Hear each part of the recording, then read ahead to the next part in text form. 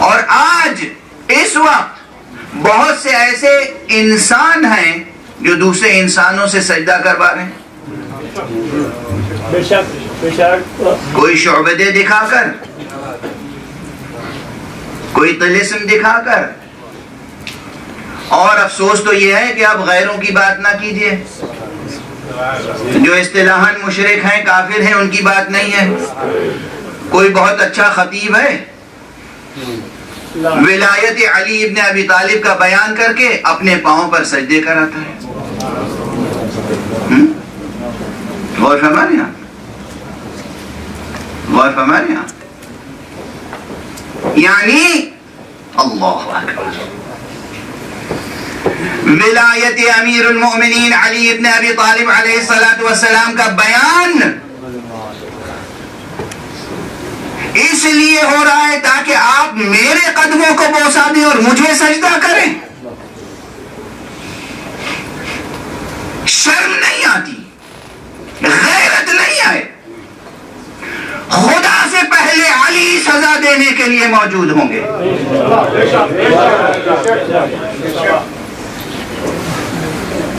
مصطفیٰ نے کسی کو اپنے آگے سجدہ کرایا؟ تاریخ میں کوئی مثال ہے کہ کسی نے آ کے سرکار رسالت مآب صلی اللہ علیہ وآلہ وسلم کے سامنے سجدہ کیا ہو اور حضور نے برداشت کر لیا ہو؟ یا امیر المؤمنین علی ابن ابی طالب علیہ السلام کا کسی نے سجدہ کیا ہو اور علی نے برداشت کر لیا ہو؟ ہے کوئی روایت؟ اور آج 21ویں صدی میں جہل مرکب کا شکار، جنہیں یہ نہیں معلوم کہ مصرے اور شعر میں کیا فرق ہے. اردو کے یا فارسی کے مصرے کو شعر کہنا، شعر کو مصرع کہنا، وزن سے خارج مصرع پڑھنا، اور اس کے بعد اپنے قدموں پہ سجدہ کرانا. 21ویں صدی میں اگر یہ ممکن ہے، نعوذ باللہ نعوذ باللہ نعوذ باللہ، تو بتائیے پیغمبر کس کس کو سجدے کے لیے نہیں جھکا سکتے تھے اپنے آگے؟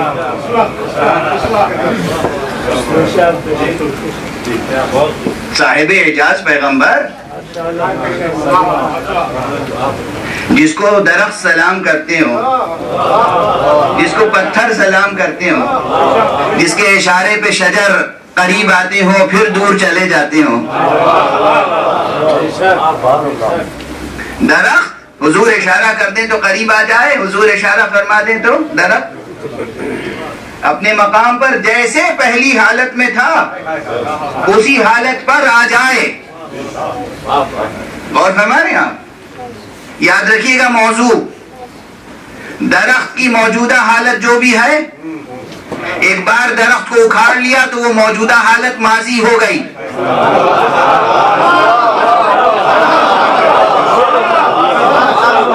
اب حال غیر یقینی ہے اس کا، اب وہ قریب آیا، اب دوبارہ جا کر وہیں اسی پہلی حالت میں نصب ہو جائے اور اپنا مستقبل محفوظ کر لے.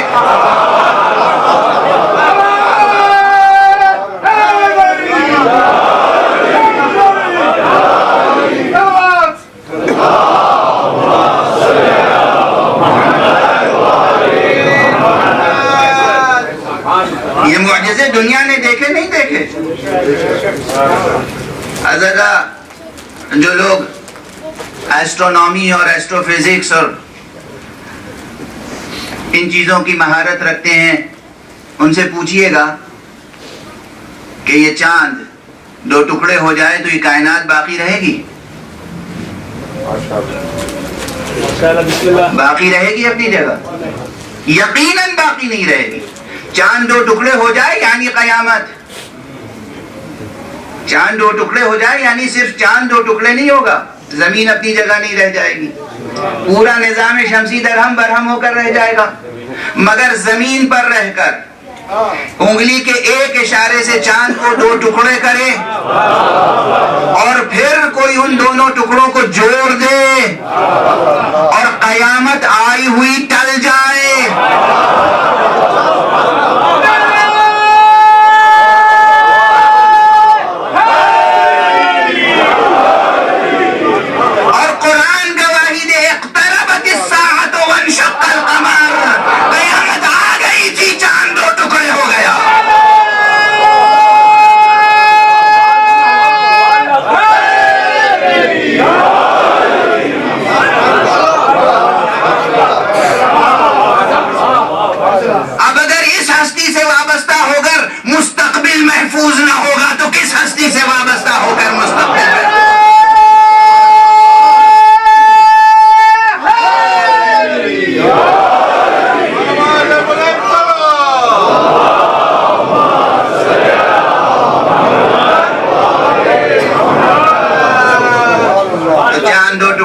معجزہ دکھا دیا درخت کو قریب بلا کر، اور پھر اسے اس کی جگہ واپس پہلی حالت میں پلٹا کر معجزہ دکھا دیا.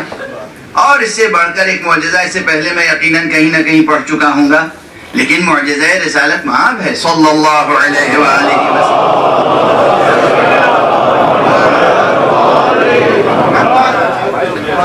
اب یہ بحث اس وقت کلامی یا فلسفیانہ بحث نہیں چھیڑوں گا کہ جو لوگ معجزے کے قائل ہیں ان کے کیا دلائل ہیں، اور جو معجزے کے قائل نہیں ہیں ان کے کیا دلائل ہیں، اور ان کے دلائل کا جواب کیا ہے. وہ ظاہر ہے کہ میں معجزات کا قائل ہوں اور اس لیے پڑھ رہا ہوں. اس ممبر حسینی کی قسم ہے میں ممبر پہ وہ بات پڑھتا ہوں جسے میدان حشر میں روبروئے حق کہہ سکوں.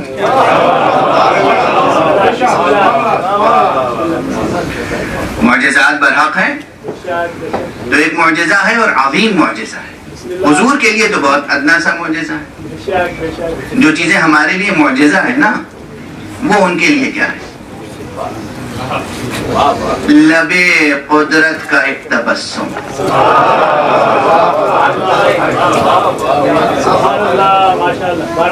ابروئے حسن نبوت کی ایک ادا،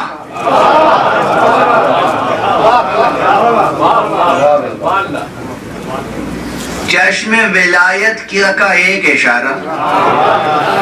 بس ان کے لیے تو یہ ہے، ہمارے لیے بڑا معجزہ ہے.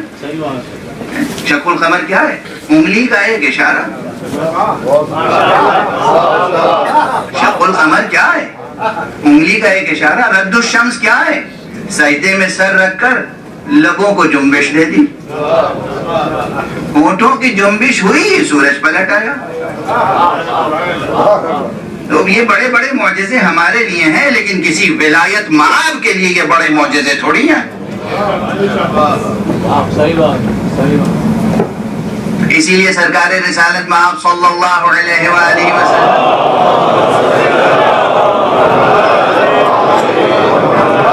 نے فرمایا کہ یہ سب ہمارے چھوٹے چھوٹے معجزے ہیں. جتنے معجزات فعلیہ ہیں یہ چھوٹے چھوٹے معجزے ہیں. سب سے بڑا معجزہ قرآن ہے. یہ قرآن پیغمبر کا سب سے بڑا معجزہ ہے. بہرحال اب جس معجزے کو اس وقت میں ذکر کرنا چاہ رہا ہوں بس ذکر کر کے آگے بڑھ جاؤں. حضور مکے میں ہیں اور مکے سے کہیں باہر تشریف لے جا رہے ہیں. اب یہ وہ زمانہ ہے کہ جہاں مشرکین بھی ہیں، مشرکین بھی ہیں، کوئی ساتھ ساتھ چل رہا ہے، قریب چل رہا ہے. اور زمین عرب جو ہے وہ نشیب و فراز تو ہے، کہیں پہاڑیاں ہیں تو بیچ میں نشیب ہے، کہیں صحرا ہے بیچ میں نشیب ہے. اور جب بارش ہوتی ہے تو وہ نشیب پانی سے لبریز ہو جاتا ہے، پانی بھر جاتا ہے وہاں پر. وہیں وہ تھوڑا سا پانی کا ذخیرہ ہو جاتا ہے ان لوگوں کے لیے. کوئی ذرا بڑا اگر نشیب ہو، ایک بڑا نشیبی علاقہ ہو، اس میں پانی آ جائے تو وہ ان کے لیے وہی دریاچہ ہے.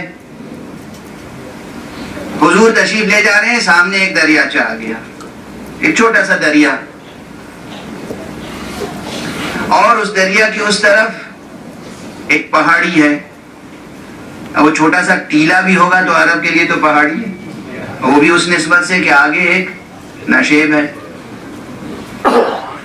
ساتھ میں جو مشرک ہے وہ کہتا ہے کہ ہم تب مانے آپ کو نبی جب وہ سامنے جو پہاڑی کی چوٹی پہ چٹان ہے آپ کے اشارے سے آپ کے قریب آ جائے. حضور نے فرمایا اچھا. آپ نے اشارہ کیا، وہ پہاڑی کی چوٹی پر ایک چٹان تھی بڑی سی. پہاڑی کی چوٹی سے کوئی چٹان اگر اترے تو اترے گی نہیں، پاش پاش ہو جائے گی، ریزہ ریزہ ہو جائے گی، ٹوٹ جائے گی، خود بھی ٹوٹے گی اور اپنی زد پہ آنے والے دوسرے پتھروں کو بھی توڑتی چلی جائے گی، اور جا کر نشیب کی تہ میں جا کر گر جائے گی. حضور نے اشارہ کیا، وہ چٹان گری نہیں اتری، وہ چٹان اتری اور پہاڑی سے اب وہ جب سطح آب پہ آئی تو پانی میں ڈوبی نہیں، پتھر ہے، ڈوبی نہیں، سطح آپ پہ تیرتی ہوئی آئی حضور کے قریب آ کر اور ٹھہر گئی. حضور نے پھر اشارہ کیا. کسی پتھر کی چٹان کا چوٹی سے اتر آنا یا گرنا تو ممکن ہے، دوبارہ اسی منزل پہ پہنچ جانا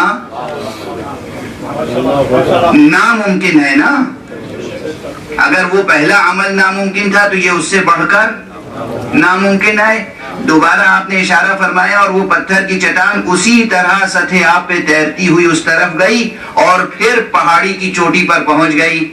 یہ معجزہ پیغمبر، یہ تنہا معجزہ پیغمبر یہ سمجھانے کے لیے کافی ہے کہ انسان تیری زندگی میں جتنے بھی نشیب و فراز ہوں، جتنے بھی نشیب و فراز ہوں، اگر اشارہ مصطفیٰ پہ زندگی بسر ہوتی رہے گی تو نہ پانی میں ڈوبے گا، نہ پتھر سے ٹکرا کر چکنا چور ہوگا، ہمیشہ صحیح رہے گا، سالم رہے گا، سرفراز رہے گا.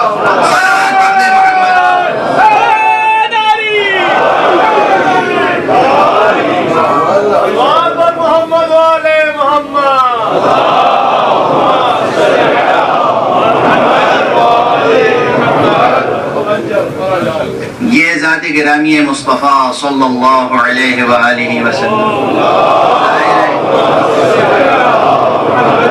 اب یہ سب معجزات کیا ہیں؟ یہ معجزات کیا ہیں؟ قدرت کا اظہار ہے یا نہیں؟ کس کی قدرت کا اظہار ہے؟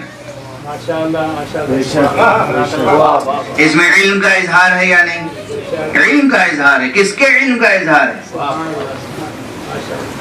یہ آئینہ ہے. جو کچھ ان کے اندر علم اور قدرت کا عکس نظر آ رہا ہے وہ اس باری تعالیٰ کا ہے. تو ہم انہیں مظہر کہیں یا نہ کہیں؟ ہم مظہر کہیں اور آپ ترجمہ کریں شریک.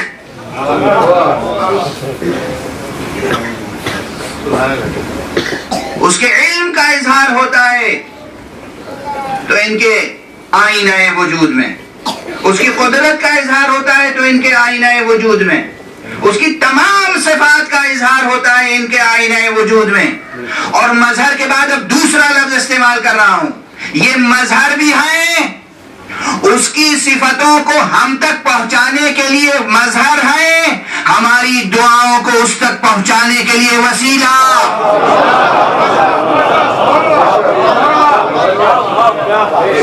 یہی مظہر بھی ہیں اور یہی وسیلہ بھی ہیں. اب کوئی صاحب چاہیں تو وسیلے کو ابھی ترجمہ شریک کر لیں، آپ آزاد ہیں. روزانہ ایک نئی ٹرمینالوجی ایجاد ہوتی ہے. اب آج تو وقت نکل گیا بالکل.